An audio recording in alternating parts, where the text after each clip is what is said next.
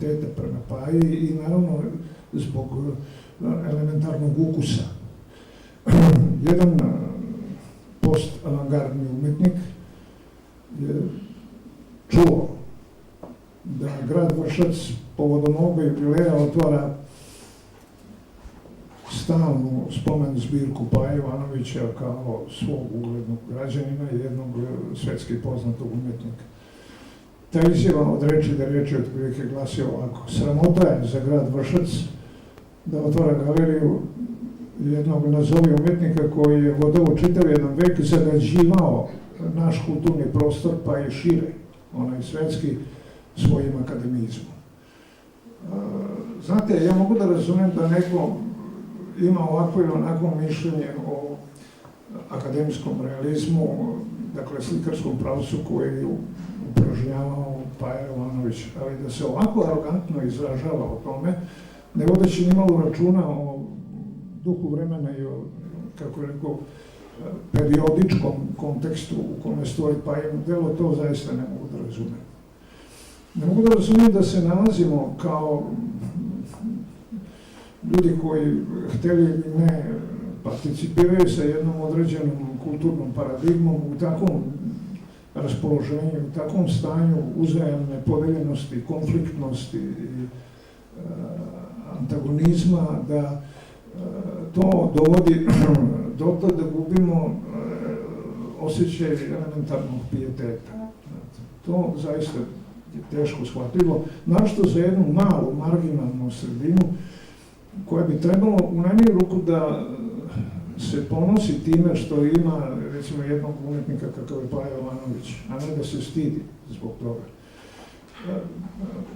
Paja Jovanović jeste predstavnik akademskog realizma koji se sa modernističke tačke gledišta može okvalifikovati kao anahron slikar, jer za Boga akademski realizam je potisnut pojavom moderne umetnosti i gotov čitav 20. vek protekao je u apologetici modernističkih inovacija i arogantnog potiskivanja svakog traga slikarskog akademskog realizma koji je postao svojevrsni sinonim retardacije i, kako bih rekao, i anti-istorizma u slikarstvu, anti-progresa. Treba znati neke osnovne činjenice. Dozvolite da vam kažem da je Paja Jovanović jedini srpski umetnik koji se nalazi u svim muzejskim zbirkama na svih 5 kontinenta ovoga sveta.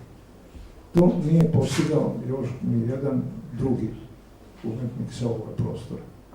Osjećanje je jedno elementarno istorijsko znanje. To nije nikakva aktuelnost za nas. A ipak, čak i oni koji nikad nisu ni čuli za to da su Grci pre nove ere ratovali sa Persijancima, veoma dramatično, sa ogromnim divljenjem posmatraju te reljefe. I to je dovoljno, to znači jednog tradicijskog kontinuiteta u umetnosti i avangarde.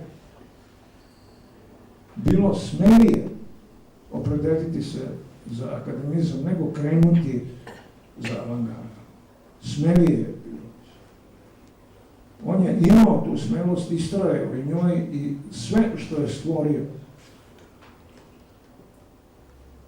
potvrđuje u stvari samo snagu njegovog ubeđenja i pouzdanost, smirenost, unutarnju konsistentnost njegove umetničke i ljudske ličnosti.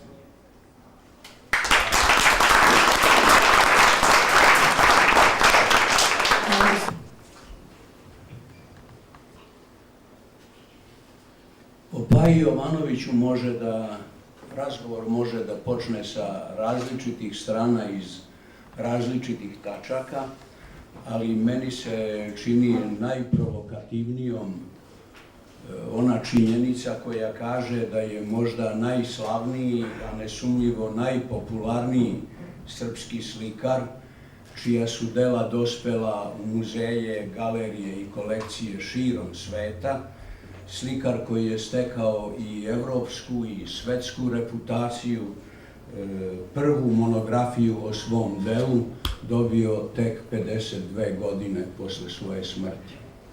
To ne govori ništa ni o njemu, ni o njegovom slikarstvu, ali govori mnogo o našem odnosu prema našim velikanima.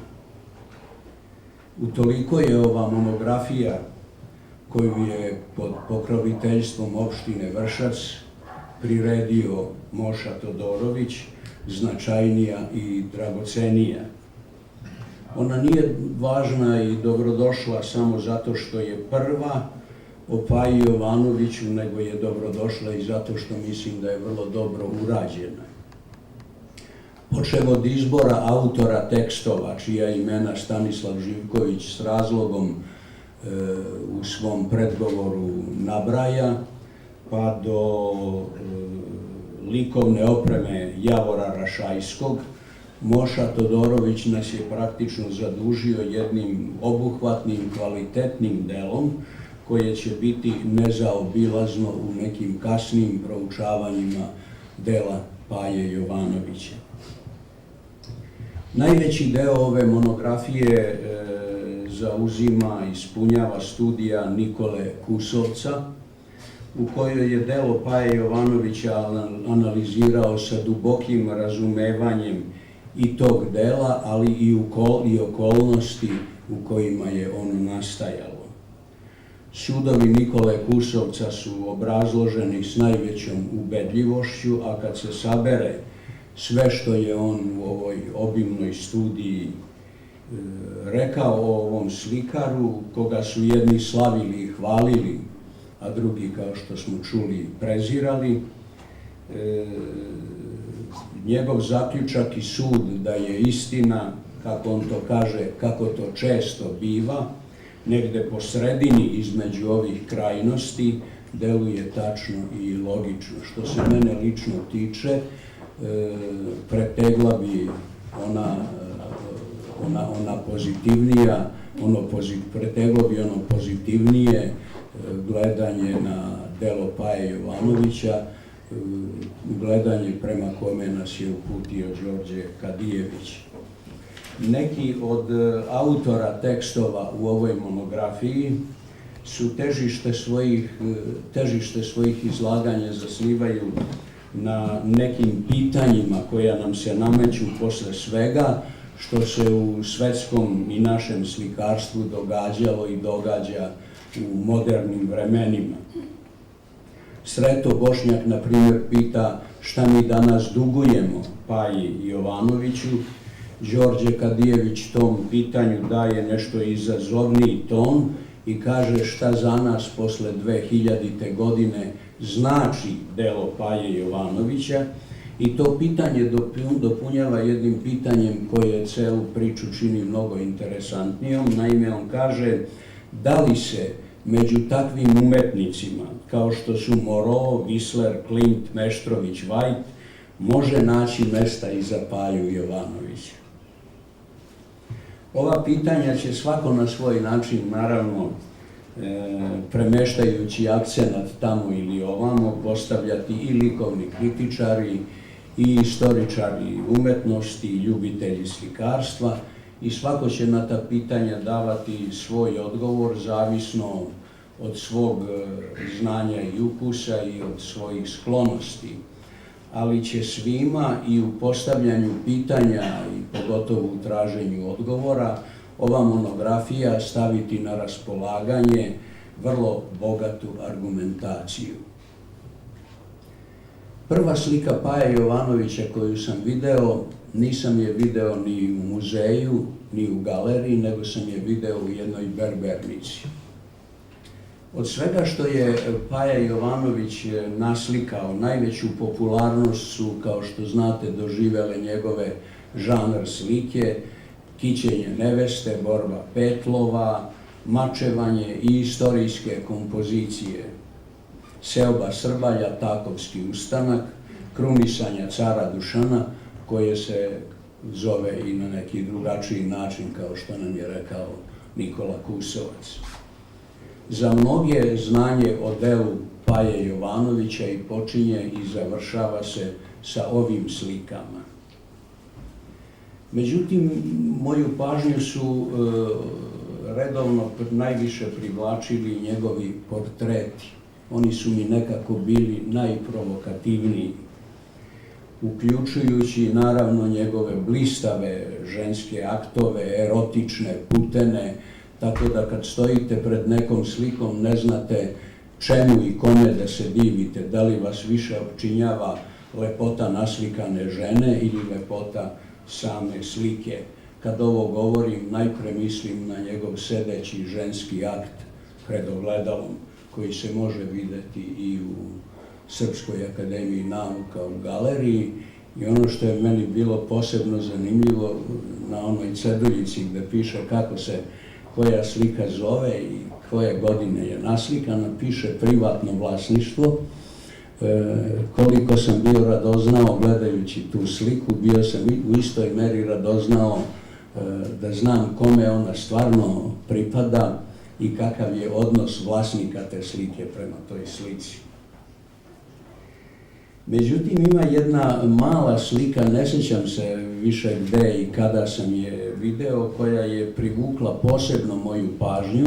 Ona je vrlo nepretenciozna, zove se Studija glave devojčice i slikana je negde oko 1890. godine.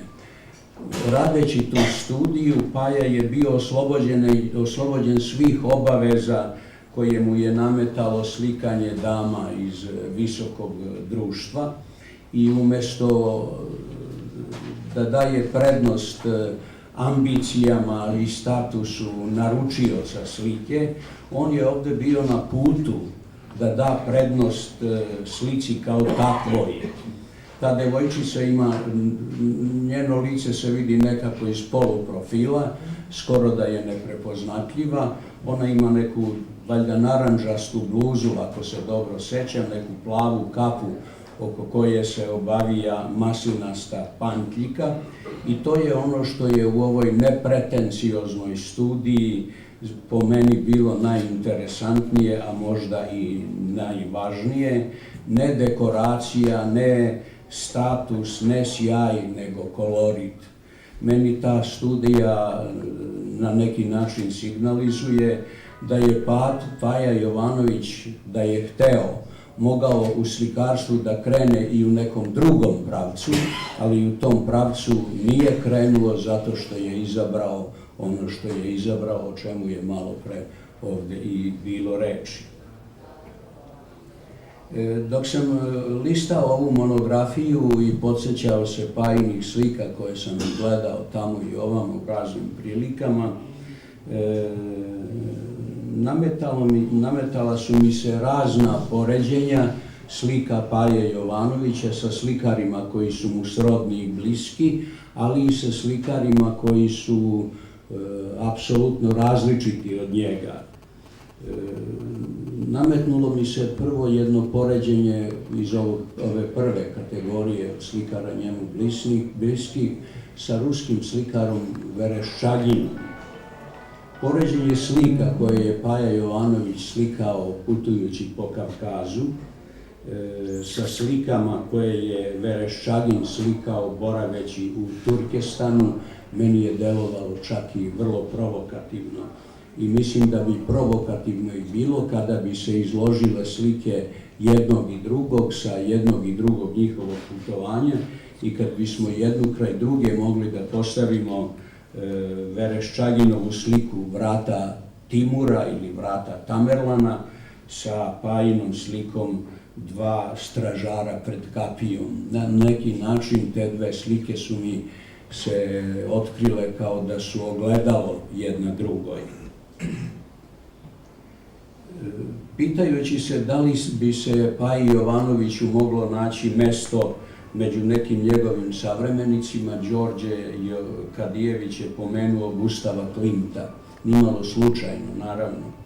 I da ga nije pomenuo, meni bi se ta lampica upalila negde u glavi. Gledajući Pajine ženske portrete i neprekidno sam se sećao ženskih figura Gustava Klimta, koji su također slikani raskošno i dekorativno kao i Pajin.